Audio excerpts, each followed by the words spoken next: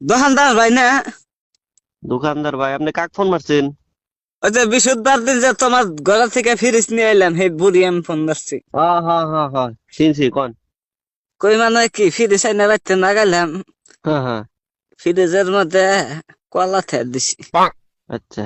কলা থিয়ে ঘুমাইছি রে হানা, ওইটা দিছি যে কলা কালা হয়ে গেছে গা, গুইলা গেছে গা, কেবা হয়েছে কা।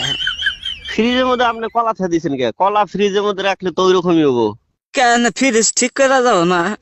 কিছুমান বস্তু আছে যেগুলা ফ্রিজে রাখা যাবে না, যেগুলা রাখা যায় ওগুলা রাখা লাগবে। আপনি কলা রাখছেন, কালা হয়েছে। কলা তো মানে বেশি ঠান্ডা পাইলে মানে ই হইলে তো 1.5 কেজি কালাই হবে। কলা আনছি, এই 1.5 কেজি কলা কইলাম যে ফ্রিজের মধ্যে তেল দিই, সকালে আবার আমার শরীর দেখবার যাম।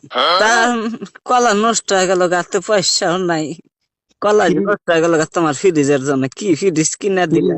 ফ্রিজের ভিতরে মাসে কাঁচা সবজি